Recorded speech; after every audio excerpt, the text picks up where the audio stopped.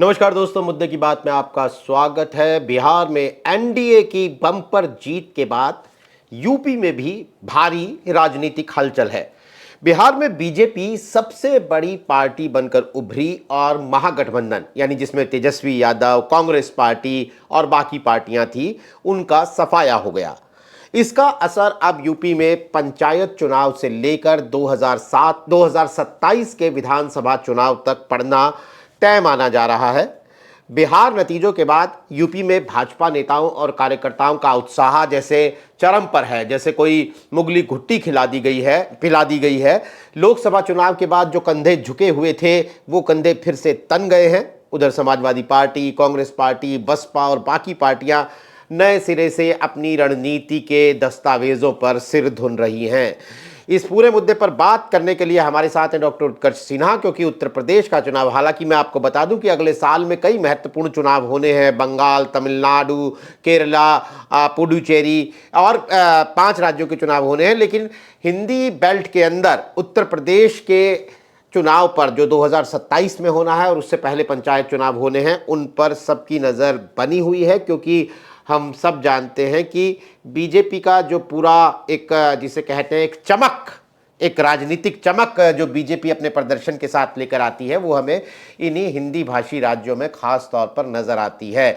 तो डॉक्टर उत्कर्ष सिन्हा, हम एक एक करके हर फैक्टर पर बात करेंगे, लेकिन आपकी पहली प्रतिक्रिया क्या है बिहार के चुनाव पर, और यूपी पर आप इसका क्या असर देखते हैं? नीरज जी, पहली प्रतिक्रिया जो सबकी है वही मेरी भी है कि ये नतीजे अप्रत्याशित थे। अप्रत्याशित इसलिए नहीं कि जीत किसकी हुई, अप्रत्याशित इसलिए कि जिस दौर में द्विध्रुवीय राजनीति में हमने लगातार देखा है कि बड़े टक्कर का चुनाव होता रहा है, बड़े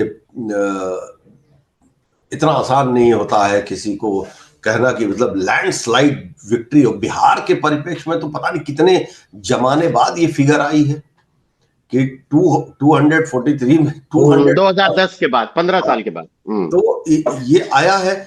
और इस वजह से बहुत सारी विश्लेषणों की भी जरूरत इसलिए पड़ रही है क्योंकि इस चुनाव के नतीजों ने बहुत सारे स्थापित जो वैचारिकी होती है, खासतौर पे राजनीतिक विश्लेषण की या राजनीतिक परिदृश्य को देखने की, उन सबको धता बता दिया, सबको हाशिए कर दिया। इस नतीजों ने ये भी बताया कि आप वो सारे जो एक फेवरेट इश्यूज होते थे, जिसको माना जाता था कि लोकतंत्र में लोग वोट इसलिए पड़ते हैं कि वो अपनी जिंदगी की बेहतरी का एक दीर्घकालीन रास्ता ढूंढता है वोटर। और जैसा कि 2014 में नरेंद्र मोदी के वादा, जो अगर याद करें अच्छे दिन आएंगे, वो एक बड़ा ऑप्टिमिस्टिक सोच करके लेके आया। लेकिन अगर आप देखिए तो वो सारे मुद्दे तो यहां गायब हो गए। जिसने उम्मीद जगाई बेरोजगारी पे खत्म करने की, उसका नतीजा 25 सीट पे रहा, और जिसने 10,000 रुपए बांटे चुनाव के बीच में, उसका नतीजा 90% स्ट्राइक रेट पे रहा। तो अब सोचने की बात यह है कि क्या जनता तात्कालिकता की तरफ देख रही है या क्या जनता अपनी बाकी चीजों को, और ये पहली बार नहीं है, जैसे नोटबंदी के वक्त भी बात होती थी कि नोटबंदी से बहुत लोगों की जिंदगी पे बड़ा नुकसान हुआ है, कारोबार बंद हुए हैं, सब नतीजा नहीं हुआ। तो ऐसे जितने मुद्दे होते हैं, पलायन, महंगाई, बेरोजगारी, हर चुनाव दर चुनाव वो सारे मुद्दे ध्वस्त होते हैं। और विक्ट्री जो आती है वो वहां पर चर्चा होती है प्रबंधन की, वहां पर चर्चा होती है मजबूत तंत्र की, वहां पर चर्चा। तो अब लोकतंत्र के भीतर ये एक बड़ा नया परिदृश्य है। आप देखिए, हरियाणा और महाराष्ट्र के बाद से जो मसला उठा कि साहब वोटर लिस्ट में क्या है, कोई फर्क नहीं पड़ता है। यहां भी हमने देखा कि डबल वोटिंग हुई, बहुत सारे लोगों ने की और बाकायदा तस्वीरें भी लगाई, बट उसका कोई मतलब नहीं है क्योंकि एक बड़ा वर्ग जो है वो इन चीजों को बहुत नॉर्मली ले रहा है कि हाँ, ये तो इसमें कोई बात नहीं है। तो अब उन नतीजों को समझने के लिए दो ही रास्ते हैं। या तो आप बेसिक्स को देखिए, हो सकता है, देखिए मैं बार बार एक बात कहता हूं कि सफलता के 50 तर्क होते हैं और असफलता की 1000 आलोचनाएं होती हैं जी। वो तो पार्टियों का मामला है। वो अगर आरजेडी और कांग्रेस हारी हैं और इस बुरी तरह हारी हैं तो उनको सोचना होगा, उनको देखना होगा, क्योंकि आखिर उन्हीं को चुनावी मैदान में जाना है। लेकिन उससे इतर अगर आप हम जैसे लोगों को देखिए, हम और आप हैं, तो हम जो चीजें ग्राउंड पे देख रहे हैं वो चीजें कन्वर्ट नहीं हो रही है वोटों में, तो फिर चीजें तो थोड़ी अप्रत्याशित लगती हैं। तो ये तो हो गया बिहार का मामला। लेकिन अब ये जरूर तय है, इसी कार्यक्रम में हम लोगों ने कितनी बार ये बात कही कि बिहार के चुनाव कई मायनों में महत्वपूर्ण इसलिए हैं कि वो देश और प्रदेश की राजनीति पे बड़ा असर डालने वाले हैं। और वो असर पड़ेगा, अब वो असर पड़ेगा। किस रूप में पड़ेगा उसके भी कई एक एक करके थोड़ा पिन पॉइंटेड सवालों पर आते हैं डॉक्टर उत्कर्ष सिन्हा। पहले आपने जो बात कही, मुझे उस पर एक चीज याद आ रही है कि साल 2012 का चुनाव था पंजाब में उन दिनों जिसे कहते हैं ना तवे पे रोटी पलटना, पंजाब भी उन स्टेट्स में था जहां हर 5 साल में सरकार बदल जाती है। लेकिन 2007 में प्रकाश सिंह बादल जीते और 2012 में भी प्रकाश सिंह बादल जीते। एक बड़ा आश्चर्य था, बड़ी आश्चर्य के रूप में चुनाव का नतीजा था। मुझे याद है कि अकाली दल के एक बड़े सीनियर नेता ने बड़े कॉन्फिडेंस के साथ, कॉन्फिडेंस नहीं बेअंदाजी के साथ हम लोगों को कहा, 2-4 पत्रकार थे, उन्होंने कहा कि अरे यार चुनाव क्या है, चुनाव तो मैनेजमेंट होता है। तो उस वक्त हम लोग हंसे थे कि ये जीत के उत्साह में बेअंदाज हो गए हैं। लेकिन आज चुनाव मैनेजमेंट होता है, ये एक नॉर्मल फिलॉसफी है। चुनाव कोई लोग बदलाव के लिए या बेहतरी के लिए वोट के जरिए नहीं कर रहे हैं, चुनाव एक मैनेजमेंट है। आज की तारीख में ये एक नॉर्मल फिलॉसफी है। खैर, हम एक एक करके आते हैं। जैसा मैंने कहा था एक एक फैक्टर पे आएंगे। सीधा सवाल आपसे कि 2023 में जब बिहार में जातिगत सर्वेक्षण हुआ, उसके बाद बिहार चुनावों की जब जब विवेचना हुई तो ये कहा गया कि ये जातिगत सर्वे हो गया है। अब हर किसी को पता लग गया है कौन सी जाति कितनी है और कितनी उसकी भागीदारी है। लेकिन नतीजे जब आए तो हमने देखा कि तेजस्वी यादव जिनकी मुहिम की वजह से जातिगत सर्वे हुआ था, वो धराशायी पड़े हुए हैं। मेरा सीधा सवाल है आपसे कि क्या अखिलेश यादव का पीडीए आने वाले उत्तर प्रदेश चुनाव में खतरे में है? क्या अखिलेश को अपने पीडीए को लेकर मंथन करना होगा?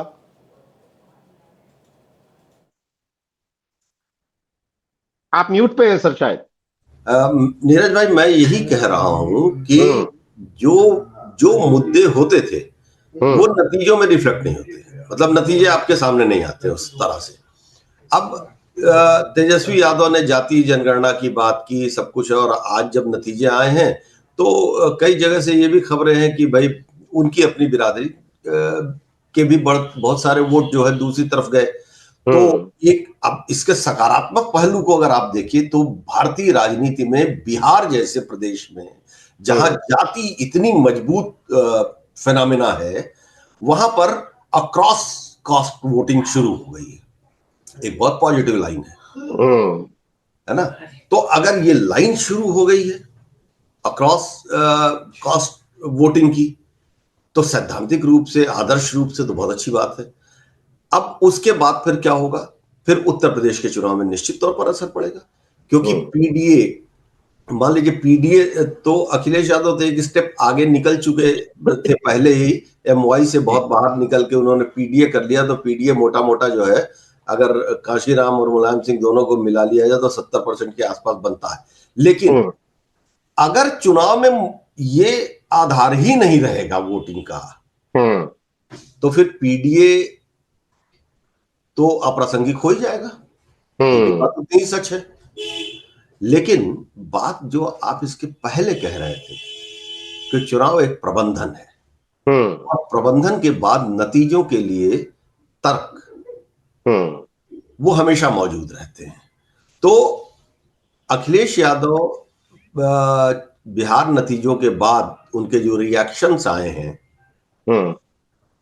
वो ठीक है, पब्लिक रिएक्शन अपनी जगह पे, लेकिन निश्चित तौर पर ना सिर्फ अखिलेश यादव बल्कि ममता बनर्जी, स्टॉलिन, केरल में सब लोग अब अपनी रणनीति को नए सिरे से उनको देखना पड़ेगा, नए रोशनी में देखना पड़ेगा, क्योंकि पारंपरिक राजनीति तो नहीं चली, बिहार में तो नहीं नतीजे में तब्दील हुई।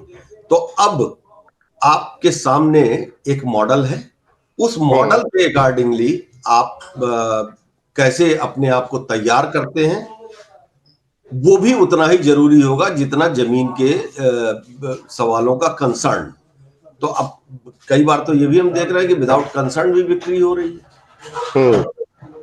तो निश्चित तौर पर सबके लिए चुनौती है, अखिलेश यादव के लिए नहीं, हर उस राज्य के नेता के लिए चुनौती है जहां अगले 2 सालों में चुनाव होने वाले हैं। क्या अखिलेश यादव और कांग्रेस पार्टी के गठबंधन पे किसी तरह का संकट दिखता है आपको? कांग्रेस पार्टी बुरी तरह से फ्लॉप रही है तेजस्वी यादव के साथ। कल मुझे कहीं दिखाई दिया था, कल मैं सफर में था, लेकिन कहीं मुझे एक वीडियो दिखाई दिया था जिसमें यही सवाल अखिलेश यादव से पूछा गया था और उन्होंने कहा था कि अगर साथी कमजोर हो तो उसको छोड़ा नहीं जाता। तो ये सही बात है कि राजनीतिक तौल में कांग्रेस का पड़ना बहुत कमजोर रहेगा उत्तर प्रदेश में, और वैसे भी कमजोर था। पॉलिटिकल बार्गेनिंग जो जिसको कहते हैं ना, वो बार्गेनिंग जो है वो उस तरह से नहीं होगी। लेकिन वक्त जब आप सब मिल के नहीं लड़ पा रहे हैं तो अकेले लड़ने पे क्या होगा ये हर राजनेता देखेगा।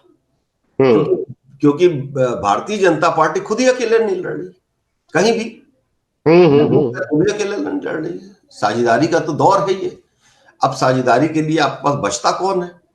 तो मुझे नहीं लगता कि अखिलेश यादव की तरफ से हाल फिलहाल में हमको ये देखने को मिलेगा कि वो कांग्रेस के साथ, मतलब इंडिया गठबंधन से अपने आप को अलग करने की कोई बात कर रहे हैं, ऐसा लगता है। जी जी जी जी समझते हैं हम लोग उस तरीके से। बीजेपी की सहयोगी पार्टियां जो हैं उनकी हैसियत कम होगी, बीजेपी पर दबाव कम होगा। ओम प्रकाश राजभर, निषाद पार्टी, जयंत चौधरी, इनकी बार्गेनिंग पावर आपको लगता है कि बहुत कम हो जाएगी, हैसियत कम हो जाएगी?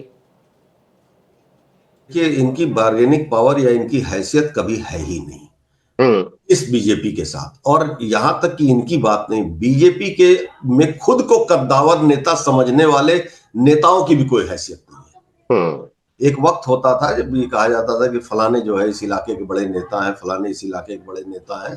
सबको दूध में से मक्खी की तरह निकाल के साइडलाइन करने के बाद भी वो जीत आ रही है।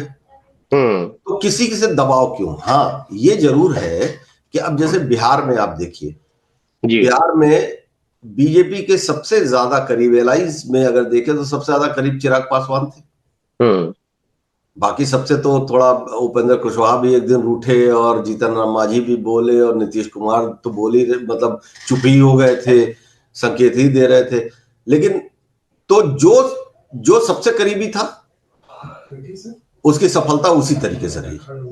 और ओम प्रकाश राजभर, संजय निषाद, जयंत चौधरी, इन लोगों को समझ लेना चाहिए कि ये लोग सिर्फ भारतीय जनता पार्टी के गठबंधन में इसलिए हैं कि बीजेपी को भी एक आधार अपनी जीत के लिए, के जस्टिफिकेशन के लिए चाहिए कि हमारे पास सामाजिक न्याय करने का हमारा चेहरा है।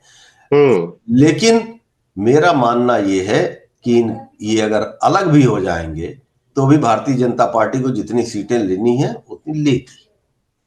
एक बात और डॉक्टर उत्कर्ष सिन्हा की, बिहार में बीजेपी के पास कोई ऐसा बड़ा चेहरा नहीं है जिसे बिहार के बाहर लोग बीजेपी नेता के तौर पर बहुत ज्यादा जानते हों।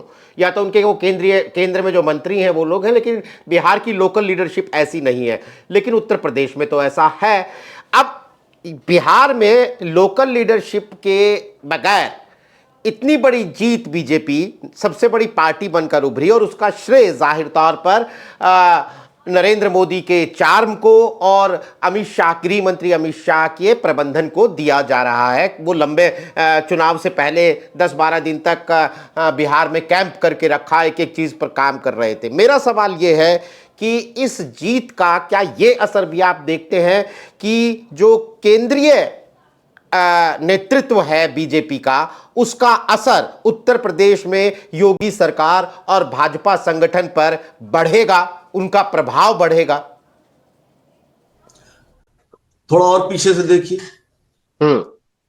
हरियाणा, जी, मध्य प्रदेश, राजस्थान, क्या हुआ? हर जगह नए चेहरे आए, ऐसे चेहरे जिनकी कोई पहचान नहीं थी। और वो बड़े चेहरे जिनकी पहचान थी या जो 2 बार मुख्यमंत्री रहे, 1 बार मुख्यमंत्री रहे, वो कहां गए? बिल्कुल, है ना? तो ये तो मोदी शाह की जो भारतीय जनता पार्टी की संरचना और जो नियंत्रण और जो शैली है, उसमें अब आप इस मुगालते में मत रहिए कि मैं अपने इलाके का बड़ा नेता हूं, और आप बिल्कुल इस मुगालते में भी मत रहिए कि आपके चुप होने या आपके हटने और आपके जाने से भाजपा को कोई बड़ा नुकसान होने वाला है। क्योंकि जो चुनौती भाजपा के सामने आई है, भाजपा ने हर चुनावी जीत के साथ उस सवाल को खामोश कर दिया है। आप देखिए, शिवराज सिंह चौहान छोटे नेता तो नहीं है, वसुंधरा राजे छोटी नेता तो नहीं है। तो उत्तर प्रदेश में भी यही है भाई, उत्तर प्रदेश में तमाम बड़े नेता थे, थे भी और हैं भी, और सबको लगता है कि वो महत्वपूर्ण है, लेकिन उनका हो क्या रहा है? हो तो वही रहा है जो मोदी और अमित शाह चाहते हैं। जी। तो वो पार्टी जो है पूरी तरीके से सेंट्रलाइज है, पार्टी पूरी तरीके से शीर्ष नेतृत्व के कैलकुलेशन पे चल रही है, और इस दबाव से भी अब मुक्त है जो कहा जाता था कि आरएसएस का दबाव है। और आप बताइए, भारतीय जनता पार्टी जैसी वो पार्टी जिसको अनुशासन और सबकी बात कही जाती थी, नियम कानून की बात, जेपी नड्डा का सब्स्टिट्यूट कितने सालों से नहीं आया, जबकि पार्टी का संविधान क्या कहता था?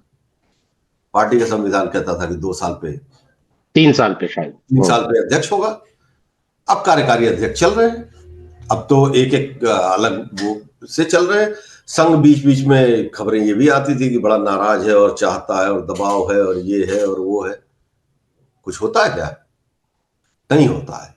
इसलिए नहीं होता है कि ये सारे दबाव से बाहर है। वो एक ऐसी पार्टी है जहां पर जो शीर्ष नेतृत्व है उसकी मंशा ही संविधान है, उसकी मंशा ही पार्टी का रणनीति है, और उसका आदेश ही कार्यकर्ताओं के लिए सर्वोपरि है।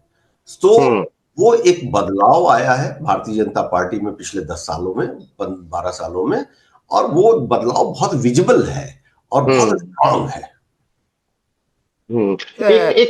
यूपी के डेप्यूटी सीएम केशव प्रसाद मौर्य बिहार चुनाव में सह प्रभारी थे। जो चुनावी रणनीति बनी उसमें उन्होंने अहम भूमिका निभाई। कहा जा रहा है कि मोदी के और अमित शाह के एजेंडे को ज़मीन पर उतारने का काम किया। आपको लगता है कि उत्तर प्रदेश में केशव प्रसाद मौर्य का कद बढ़ेगा? वो डेप्यूटी सीएम तो हैं ही, मंत्रालय तो हैं ही, लेकिन जिसे कहते हैं कि सियासी तौर पर कद बढ़ना, क्या केशव मौर्य बिहार जीत का ये फायदा यूपी में लेंगे?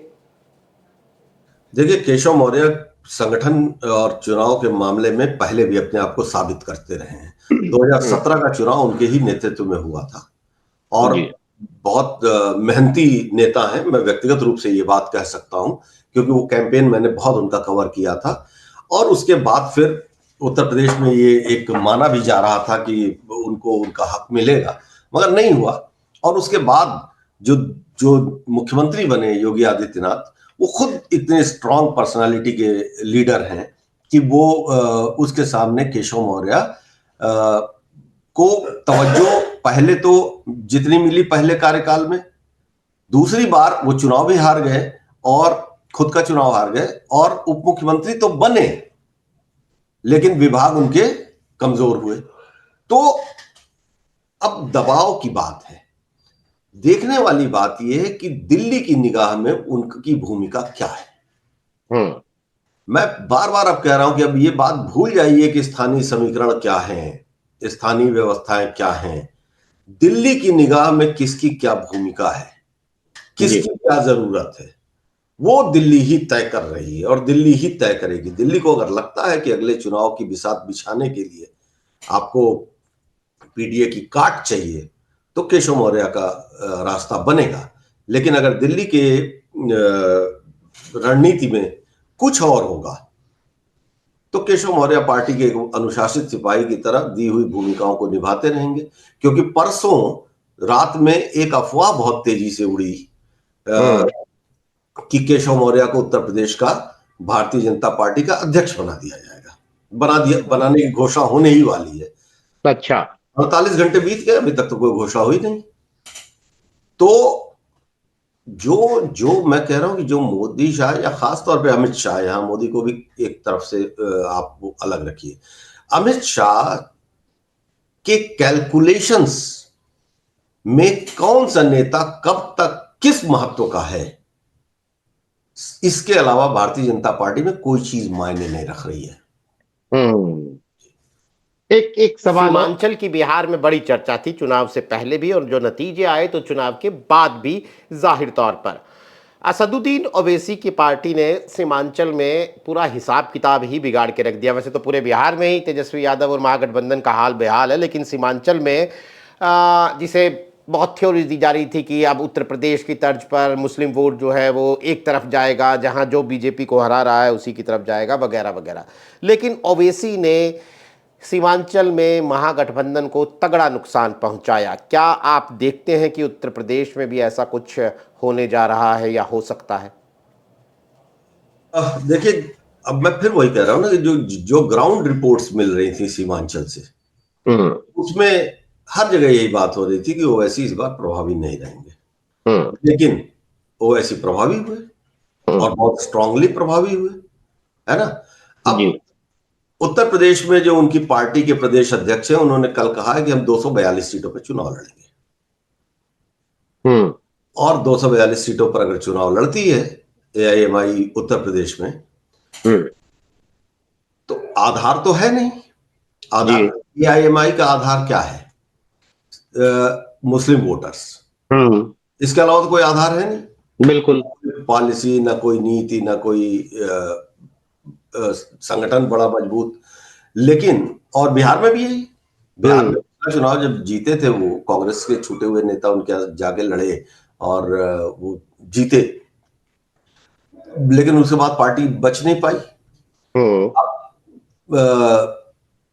इस बार है, इस बार भी उनकी भूमिका खुद की पार्टी को जिताने के साथ साथ विपक्ष को हराने की रही। और ओवैसी पे पहले भी एक आरोप लगते रहे हैं कि वो बीजेपी की बी टीम है। अब तमाम आरोप तो आरोप है। हालांकि ओवैसी का ये कहना है कि भाई हर पार्टी को ये अधिकार है कि वो अपनी राजनीति करे।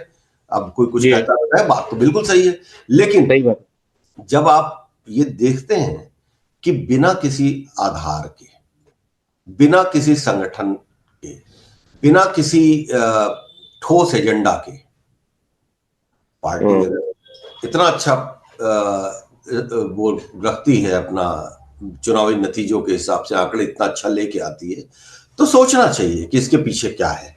और अब उत्तर प्रदेश में, क्योंकि एक मिथ जो था ना, देखिए वही जो आपने प्रश्न किया, मैं उसको बता रहा हूं कि एक जो बात चल रही थी कि मुस्लिम जो है उस गठबंधन के साथ है, मुस्लिम वोटर जो भारतीय जनता पार्टी के गठबंधन को हराएगा। यही बात बिहार में भी कही जा रही थी, ये बात उत्तर प्रदेश में भी कही जा रही थी, और यही बात देश में भी कही जा रही। बिल्कुल। तो बिहार के नतीजों ने इस लाइन को भी ध्वस्त कर दिया, इसे आधार को भी ध्वस्त कर दिया, है ना। तो अब उत्तर प्रदेश में जब आएगा तो ये आधार रहेगा कि नहीं रहेगा।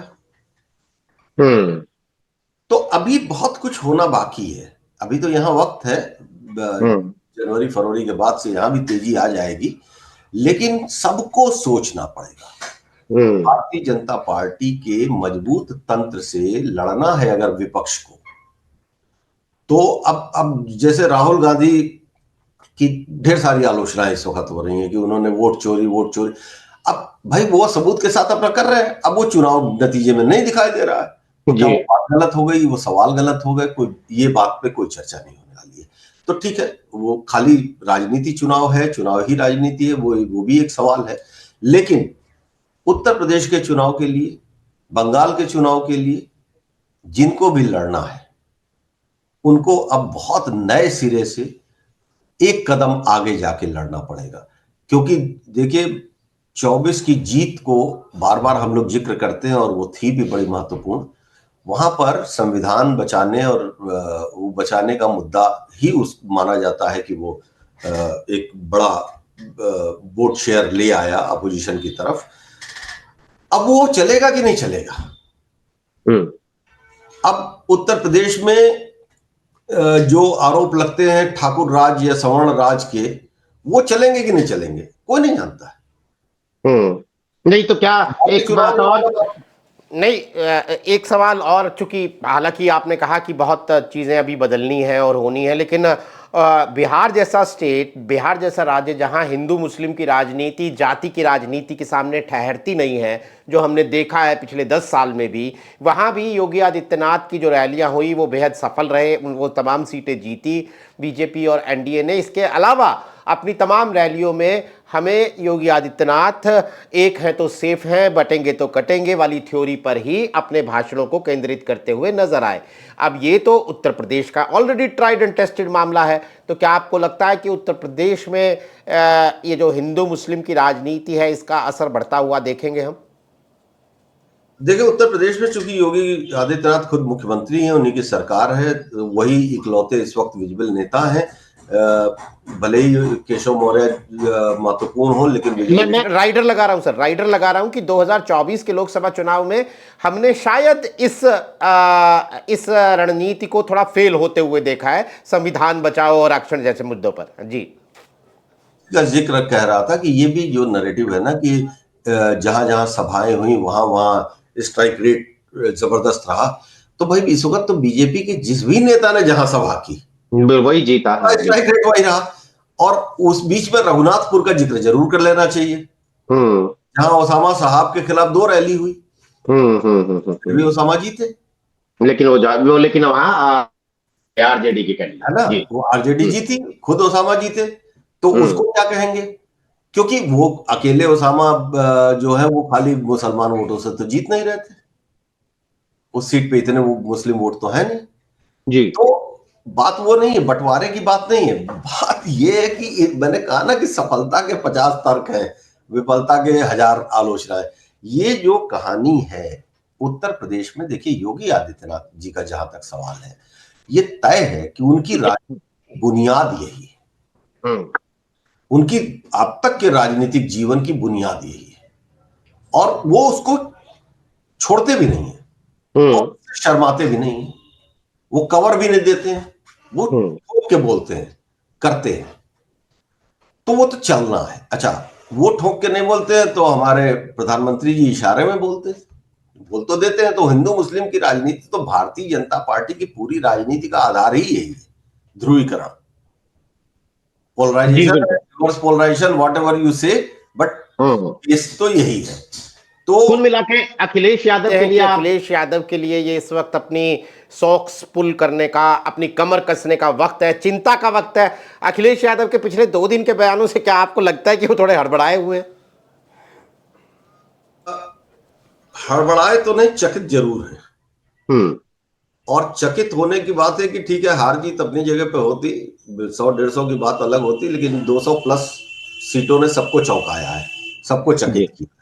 तो अखिलेश यादव के लिए बिल्कुल ये सोचने का वक्त है और बिल्कुल उनको अपने रणनीतिकारों के साथ बैठ के फिर से विश्लेषण करने की जरूरत है, कुछ ऐसा नया क्वाइन करने की जरूरत है जहां ये सारे चीजें जो पुरानी चीजें हैं वो छोड़ के क्या नया निकलता है। क्योंकि बात वही है कि पिच जो है वो अनप्रेडिक्टेड टर्न ले रही है, तो अब आपको उस हिसाब से अपनी टीम बनानी ही पड़ेगी। कुल तो जिस तरीके से बिहार के नतीजे आए हैं, जैसा डॉक्टर उत्कर्ष सिन्हा ने कहा, वो ना सिर्फ बिहार को, ना सिर्फ बिहार से लगे हुए बंगाल, यूपी जैसे राज्यों को, बल्कि पूरे देश को चौंकाया है उन नतीजों ने। और उसका सीधा असर जो है वो बाकी देश के दूसरे राज्यों पर पड़ना तय है। अगले साल जो चुनाव होने हैं बंगाल को, उसका अगला, चूँकि बंगाल में सबसे नज़दीक है चुनाव, तो बंगाल में इसका असर और देखने को मिलेगा या नहीं, इस पर सबकी निगाहें हैं। लेकिन उत्तर प्रदेश में इसका असर होगा, ये फिलहाल राजनीतिक विश्लेषक मान रहे हैं। और उत्तर प्रदेश में जो गैर एनडीए पार्टियां हैं, यानी जो इंडिया गठबंधन है और बाकी पार्टियां हैं, बसपा या फिर आज़ाद समाज पार्टी जैसी पार्टियां, उन्हें अपनी रणनीति को दोबारा सजाने संवारने विचारने की ज़रूरत है, ये साफ नज़र आ रहा है। आने वाले दिनों में उत्तर प्रदेश की राजनीतिक हलचल बिहार नतीजों के बरक्स क्या शक्ल अख्तियार करती है या क्या बदलाव अख्तियार करती है, उस पर हमारी नज़र बनी रहेगी। हमारे साथ आज इस कार्यक्रम में शिरकत करने के लिए डॉक्टर उत्कर्ष सिन्हा, आपका बहुत बहुत शुक्रिया। तमाम दर्शकों का भी आभार। नमस्कार।